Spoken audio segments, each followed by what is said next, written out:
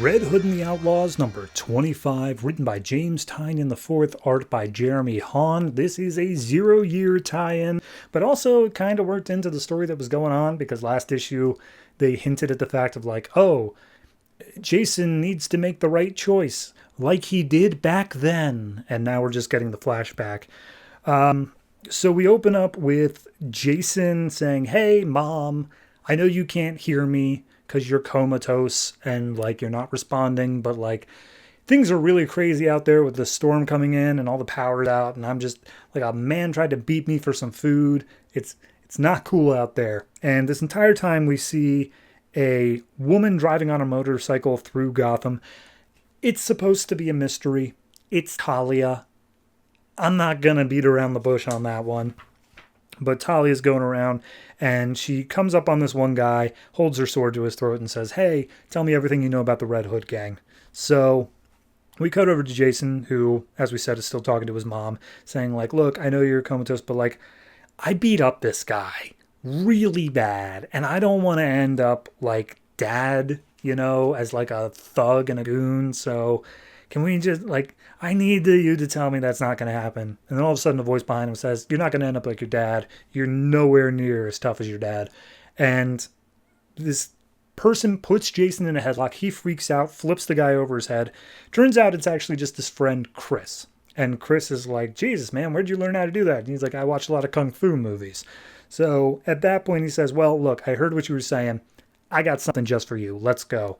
And they head down to this abandoned building a few blocks away, and there are two guys dead inside. And he's like, oh, God, what happened to these guys? And he's like, I don't know. I don't care, but check this out. And inside their pockets are Red Hood gang masks. And obviously this is all from 0 year of Batman, because he took out the Red Hood gang prior to this. And Chris points out inside, like, look at the numbers. All of them had numbers. This is Red Hood 3 and Red Hood 4. Which means they were like the first ones. Like they were the people who might have actually like known Red Hood 1. So that's big. And Jason's like, okay, what about it? And he says, okay, here's the thing. There's going to be a meeting of all the people who were part of the Red Hood gang. It's happening downtown. It's happening tonight.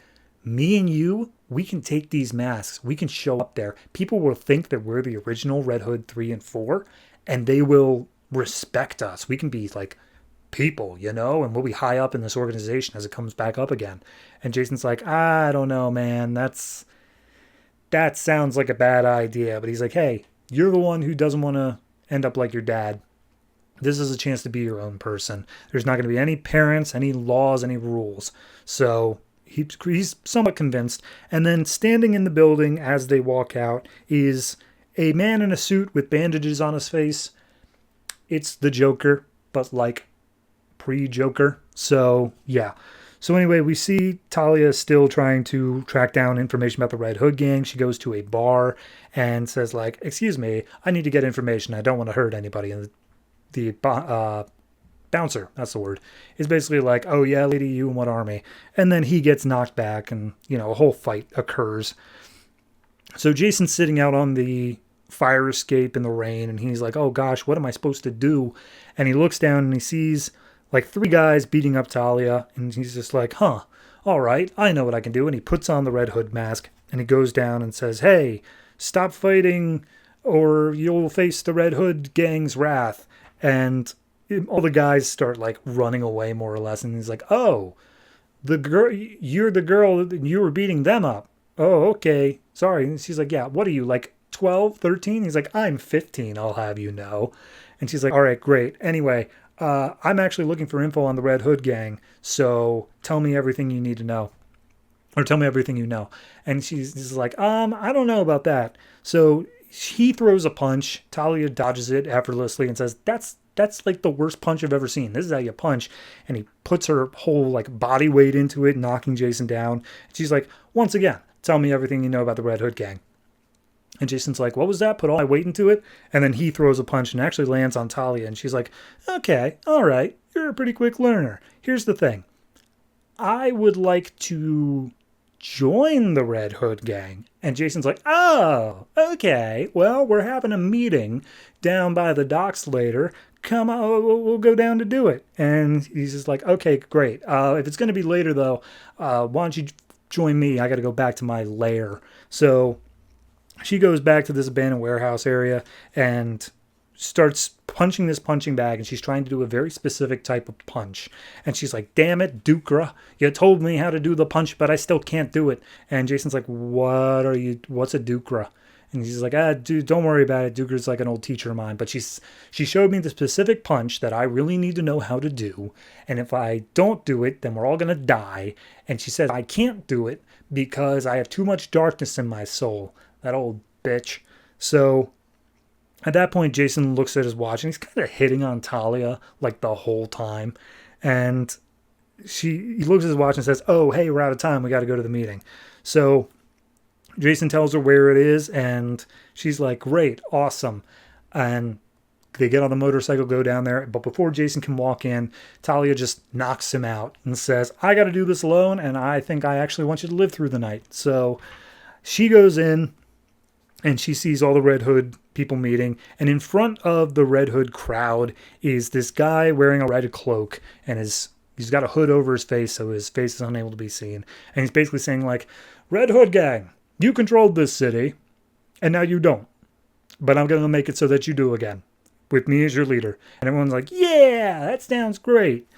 So we go back out in the alley as Jason's coming to, and this man with bandages on his face, holding a crowbar, stands over Jason and basically says, like, hey, I'm sorry, did I make you? I feel like I made you.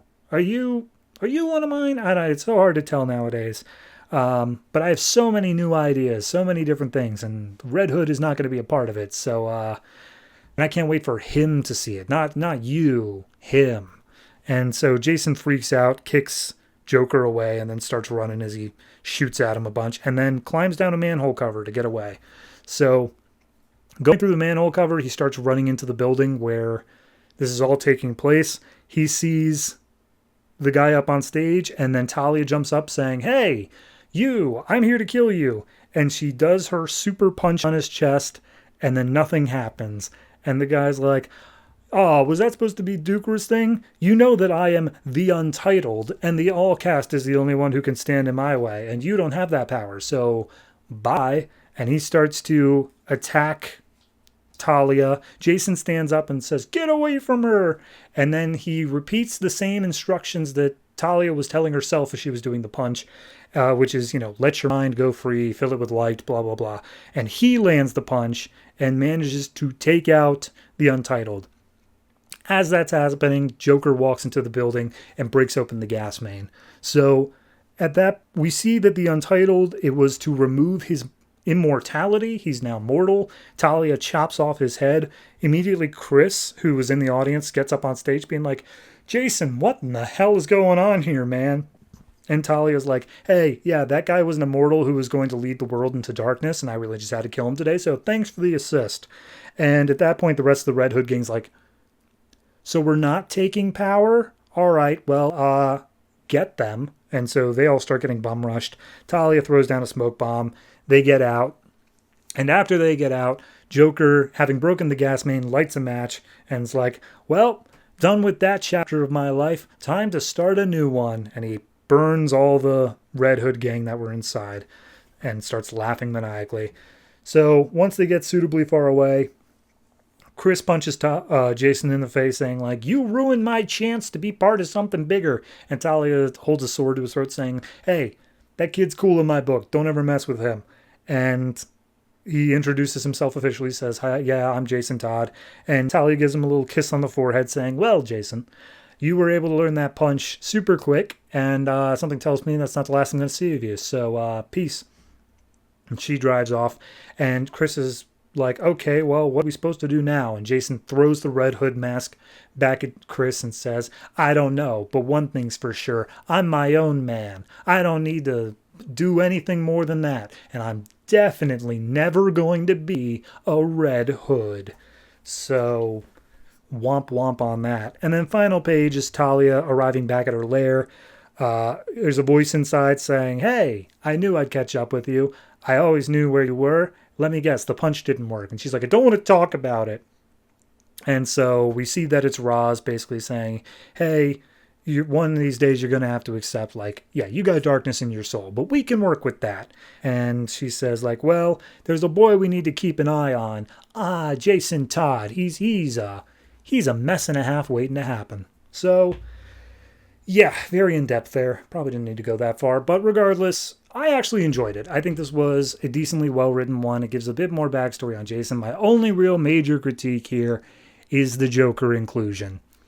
Like, I get it. I understand why it's here because he made the Red Hood gang and it's just giving that little extra backstory, but like, it's just a bit too far. I don't know how best to explain it beyond that, but it's just that one extra step a bit too far of you need to keep some things mysterious. And saying that Joker came back, saw Jason at this point, and then also killed the rest of his Red Hood gang is just that little bit too much. So overall, though, I am going to give this one a 7. I think it is well done, but tiny bit too much. If you just skip over the Joker pages, much better. But unfortunately, that's not the book I read.